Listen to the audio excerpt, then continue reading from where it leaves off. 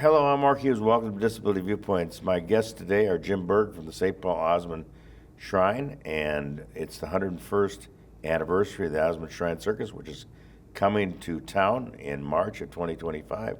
You can get tickets by calling the ticket line 651-452-5662.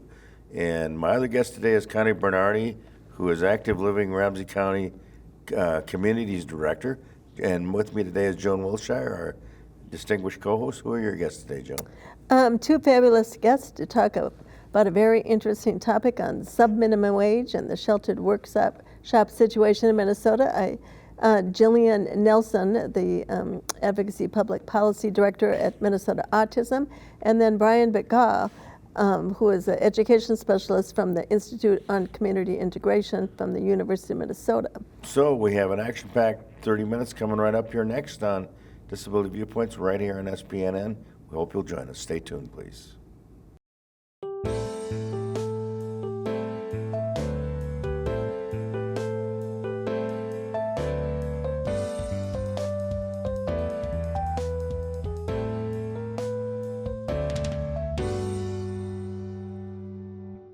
Welcome to this edition of Disability Viewpoints. With me is Connie Bernardi, the Active Living Ramsey Communities Director, and we'll talk about all that and more today. Welcome, Connie. Tell us a little bit about yourself before we get going.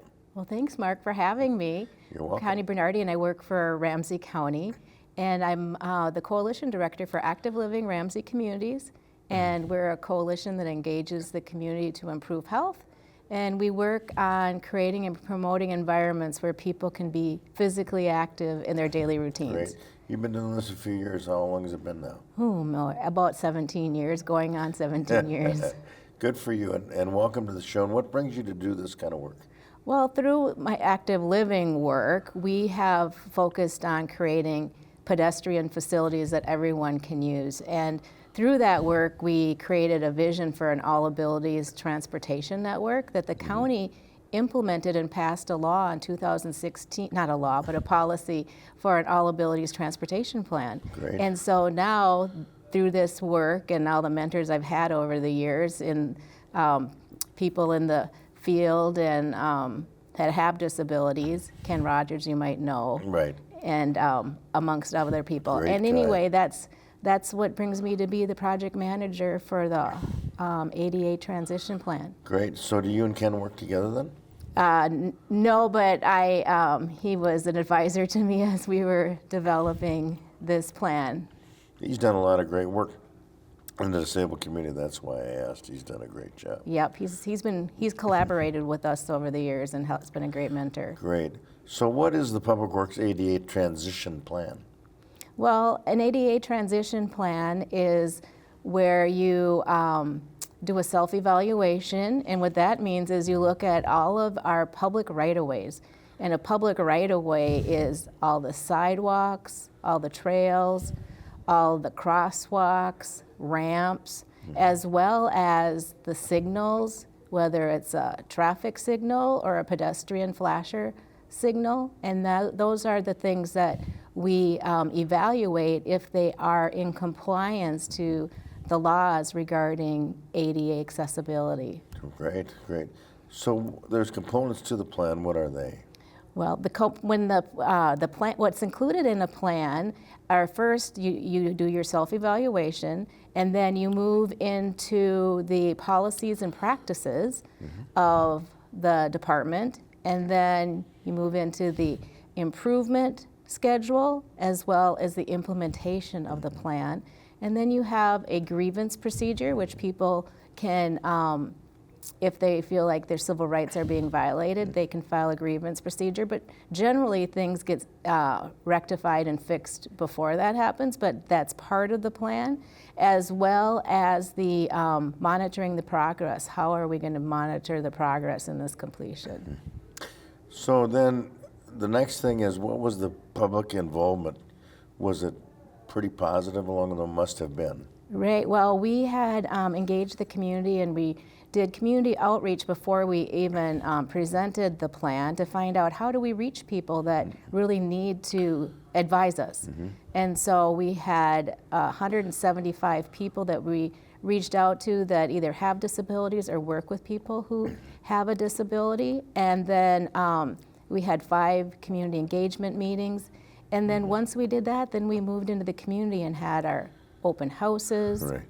And I can tell you a little bit more about that, but it included a community survey as well and feedback, as well as website and virtual open house, because we wanted to get as much input as possible. So the community open house, that was kind of strategic planning where your biggest base was as far as population? How do you do? Right, well, we had 2 of them. We had one in St. Paul at the Rondo neighborhood, and we collaborated with the St. Paul's Mayor's Council on with people with disabilities. And then we had the second one at the Roseville Library. And we wanted to make sure that there were locations where people could get there through transit, and the best spots in the county actually are very good spots. Absolutely. And then we also held one with the Ramsey County Disability Services and Support Community Advisory Council, and we did that one online. So, and then we also filmed them and had the first open house second open house was recorded and broadcast on 9 North. And then also we had put it on our website so people could view it there as well. So in order to get the public out, how much promotion and, stories in the newspaper, ads in the newspaper, how did you get the word out saying that you want to talk to people? Well, so the advertising, the actual like print advertising or media advertising, we did that through newspapers, and we did it through Disability Voices, I believe. Yeah, through them, and then also some different Black, Indigenous, and people of color owned media outlets, and then we also had it in the St. Paul Pioneer Press. So a big undertaking like this, it helped you grow in a lot of ways professionally, I'm sure. What was the most rewarding thing in projects like this for you? I would say the most rewarding thing, it was to meeting with the public and explaining them what an ADA transition plan is, because it's somewhat abstract or seems complicated, but when you can, explain it as easily as possible and get people's input and their suggestions, that was the most rewarding. So what do you think you've learned on all this that you didn't know before? I know you know a lot of things. Wow, you have some probing questions here. Well, the use of technology, how far that's come, because before it used to be you might put a level down to see the cross slope, or you might you use a measurement, a tape. Well, we actually used technology that used an LiDAR on an iPhone, and it actually went on all of our sidewalks and trails in the county. So we know where the trip hazards. That's pretty accurate too. Yeah, we know where the trip hazards, if there are any, and any cracks and those sorts of things. And the company that we use, they were really impressed with our numbers, because it was one of the best, most compliant places they've seen in the country with their data. So that was good for you. Well, we got about 3 minutes left, so I want to get down to the final word segment. Is there anything that I may have missed on here that you want to talk about before we go? Well, I just want to say that, we're all in this together. I told you about the work that brought me here, but it also was personal. My brother became paralyzed at 51 years old, and he used a wheelchair, and his life was very challenging to the mobility. And then my daughter had a rollover crash this summer and broke her back, and used a wheelchair for a time being, and my in-laws used wheelchairs. So we all in our families or in our own lives are going to need these facilities to be accessible, and so that is really rewarding to be able to do that as part of my job in our community. Well, and the nice part is the time has gone on so that we have some of these newer, updated technologies to help with some of these causes. So if anybody is interested in the Ramsey County program that you have, Active Living, how do we get hold of you? How do we? Through Public Works ADA at ramseycounty.us. That, and you can also go to that will take you to, well, go to our website at publicworksada and .com, and we'll get that on the screen hopefully after, so people can have that as well. Well, Connie Bernardi, it was great to see you. And last I saw you at the Gopher game, but it was great to see you in the studio. And keep in touch because we'll have you back again. This is a great segment, and come back and see us again. Well, thank you, Mark. Keep up your good work. And thank you for your good work, too. Well, I'm trying. This has been Connie Bernardi, Active Living Ramsey Communities Director, and she's giving you all the information how to get a hold of her area there, and we hope the people in Ramsey County will step up and make this a collaborative effort and work together. We'll be right back with more Disability Viewpoints in just a moment.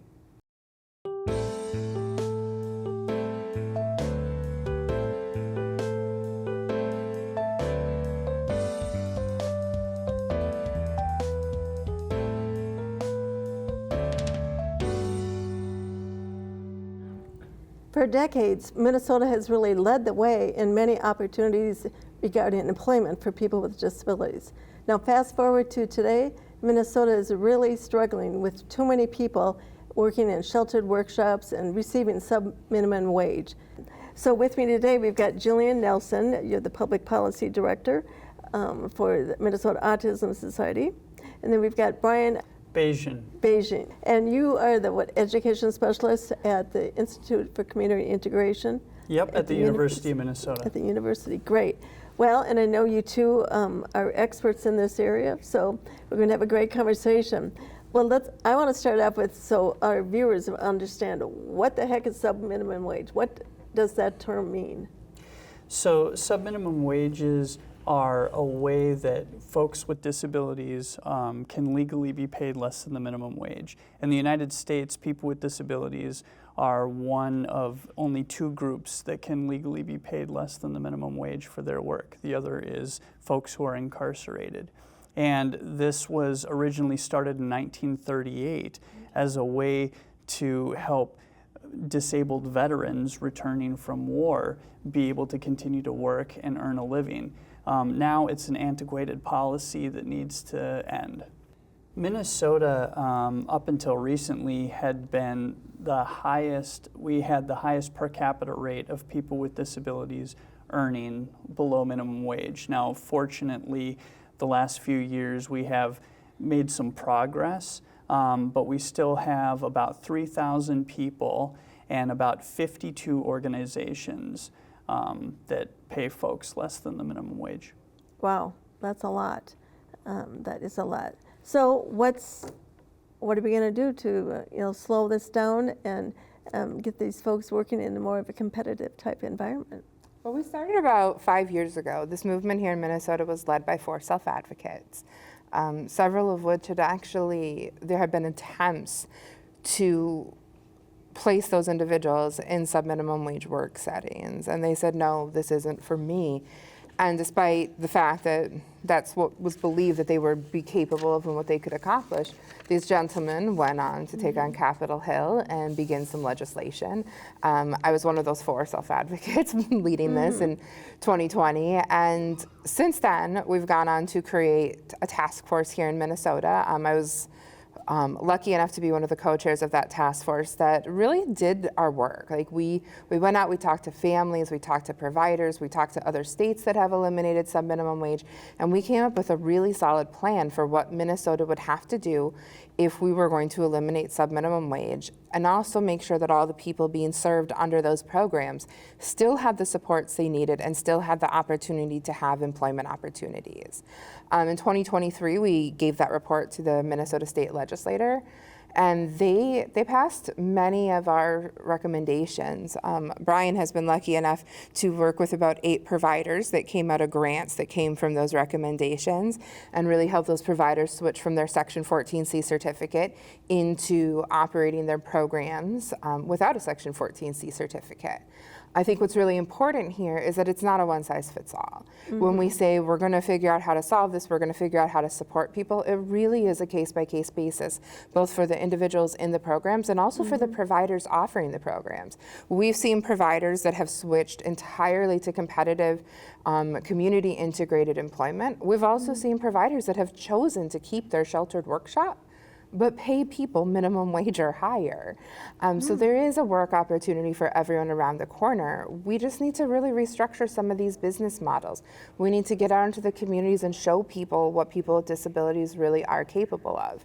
I like to think about the jobs that happen. When we talk about sub-minimum wage, it's not businesses using these certificates. It's day treatment and rehabilitation programs. And they're going out to community businesses and saying, we can provide this labor for you in our day program, and we'll pay people, and we'll just produce the work for you. Well, Well, all of that work is work that we can find customized employment for people. Last year we had an older gentleman, a day program brought him in to testify, and he said, this man can't do anything but put papers in folders and shred papers. Like, where are we gonna find a job? There's nowhere in the community he could work. I followed it up and reminded him that we're sitting in the House and Human Service Committee, and we have a committee administrator there that spends a great deal of time putting papers in folders to prepare our legislators for their meetings. And then at the end of that meeting, he spends a great deal of time shredding them. And I'm sure he would welcome some help in his office of someone that could do exactly that job. The challenge is we haven't thought about how to make space in our communities, in every single industry out there, to include people with disabilities in those customized employment opportunities.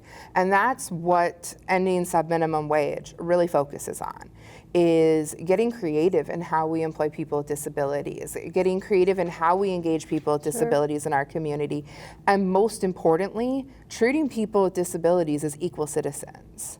We do not pay any other free citizens below minimum wage other than people with disabilities. And it's time that it stops for our community as well. right, right. Brian, is that some of the things that you've been encountering too through this whole process? Yeah, absolutely, Joan. I've been really excited to work with service providers that recognize that they need to make changes to how they support folks with disabilities to focus on employment outcomes.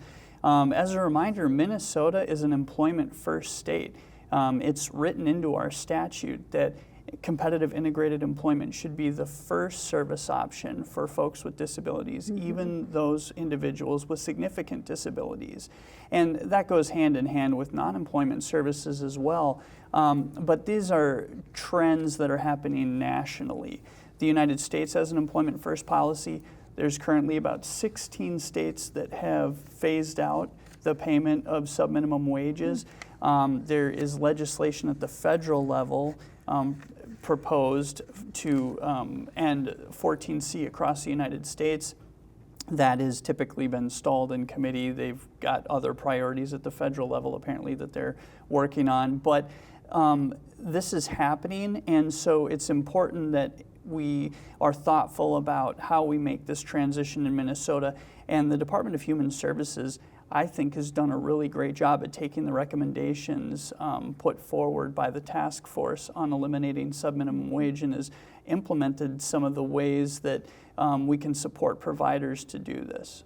Right. So and some people might say, well, there's an equity issue going on here because some individuals don't have the ability to do some of these higher task level jobs and so forth. Is this really fair to them to try to put them in a competitive type work environment? I think what a lot of people don't realize about the use of sub-minimum wage, including parents, is that the type of work a person can do under one of these certificates is very limited. It has to be something that can be time studied. So if Bob over here can assemble, who doesn't have a disability, can assemble 10 widgets in an hour, and John with a disability can only assemble 7, he only gets paid 70%. But there are so many work opportunities in our current work like our work climate here in Minnesota, that are things that can't be time studied. So while there are possibilities that individuals and programs might have limitations, by removing those limitations of things having to be time studied, we're opening up a whole vast world of other job opportunities and other environments that they can work in. I can tell you right now that if you were to put me in a sheltered workshop and gave me a box full of widgets and told me that I had to assemble this many in an hour to make minimum wage, I would also fail minimum wage because I have horrible fine motor skills. But that doesn't mean that there are not other things in this world that I'm capable of. It doesn't mean that there aren't other opportunities I can pursue and excel at. There's also been tremendous changes in the way that we support folks with disabilities. So customized employment is one example of that, where we're not going out and looking at Indeed for jobs. Rather, we're getting to know the individual, their strengths and their areas of interest, and then we're approaching businesses in their community and talking to the businesses. What work do you need to get done that currently isn't getting done, and where can we find a match? And we call that job carving. Assistive technology has come a long way as well, and so many folks with disabilities are leveraging that as a way to complete their job duties. Absolutely. And we have customized employment opportunities at all different levels. Sure. My own job is customized employment. I was hired to be the receptionist for the Autism Society, and they realized I was really not so great at that. But they figured out what I was good at. And it went from being, okay, maybe you can pass a bill or two, and to me being the first policy director in the history of the Autism Society. Fantastic. Well, we need to wrap this up. Great conversation here. So where can people go for more information about the sub-minimum wage and where you want to go from here? Well, we're always welcoming new members to the Minnesota Disability Justice Minnesota Wage Justice Coalition, and they can reach out to myself at the Autism Society of Minnesota or to the Policy Director of Minnesota ARC, Tina Rucci, and we're happy to get people connected with the coalition. Great. Well, thank you, both of you, for coming on, being my guests, and talking about this really important issue for people with disabilities. Thanks. Thanks a lot for the opportunity. We'll be right back after these messages.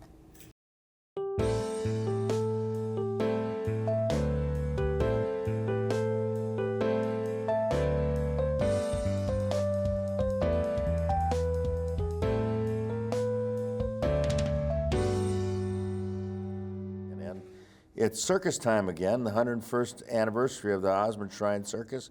And as a matter of fact, the Osmond Shrine Circus is coming to town soon. With me is Jim Berg from Twin Cities Magic and an Osmond Shriner. We're happy to have him today. Jim, tell us more about the circus and what we can expect. Well, Mark, we have lots of fun things happening at the circus. First of all, some people that, if you haven't been to the circus, may see it as more of a black and white and not have quite a picture of what the circus is. But when you get there to actually experience, it's actually a full color, exciting time to go. We have lots of things going on at the circus. First of all, this, as you mentioned, will be the 101st circus. We started back in 1923. It's a long time ago. Yeah. We have been putting it on ever since. Osmond Shrine Circus is the longest continuously run shrine circus in the world. And it takes roughly 400 volunteers. So although the circus performers, of course, are all paid, this may be your friends and neighbors and their families that are actually working the circus to make it happen, whether they're showing you to your seat or helping out in one of the concession stands or working in the back room with making everything happen. That's what the Shriners are doing. Anything else you want to tell us about the circus? Well, I don't know if we mentioned when it's coming to town. It's coming to town March 20th through the 23rd. That's Thursday, Friday, Saturday, and Sunday. We've got 10 huge shows full of lots and lots of excitement. You know, there's as I showed you earlier, there's magic and excitement when you get there. I'd like to show you a little magic that I learned from the fellows setting up the show. You know, they travel from different arenas, and each arena is a little bit different. And so they have to set up each time. And sometimes they get to one arena and they found that the last arena, somebody made the cables too short, somebody else made them this long, and all of a sudden, they don't have enough cables to go around. Wow. So what they've learned, they showed me what they do. They actually do a little bit of magic Yeah. by bringing the cables up to one another like that, Right. and like this, and lo and behold, the cables actually stretch Wow. to become the size they need. That's So you've got 1, 2, 3 cables now, all the correct size for this arena. And of course, if they end up in a different arena, then again, they may end up having a short one, a medium one, and a long one, just so they can get the job done. yeah. You see the talent there is at Osmond Shrine. You too can become part of our operation and have a lot of fun. And we are set to have our 101st show on March 20th through the 23rd. That's Thursday, Friday, Saturday, and Sunday next month. And we've got 10 huge shows all ready to go with tons of excitement and fun for everyone. To get more tickets, please call 651-452-5662. Again, 651-452-5662. Or look up our website at osmondcircus.com.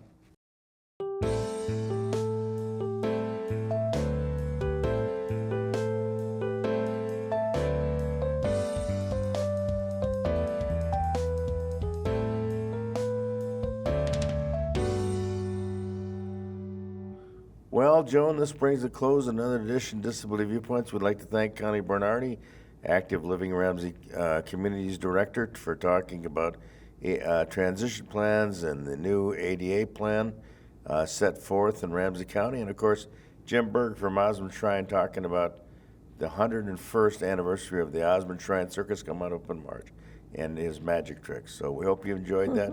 Joan Wilshire, and tell us a little about your guest. The guest talked a lively topic of subminimum wage and sheltered workshops and where Minnesota is at compared nationally. We've got some work to do. So we want to thank Brian McGaugh from the Institute on Community Integration and Jillian Nelson from Minnesota Autism for being great guests and talking about a really technical subject and one that it's really concerning for Minnesotans with disabilities. Well, I think we had a lot of good, useful information, and we'll keep our eye on what's going on down in the House and Senate, too, as the 2025 session finally gets going. So you can tune in here and find out all about that. For our entire team here at Disability Viewpoints, I'm Mark Hughes. Thanks for watching. We'll see you next time. Bye for now.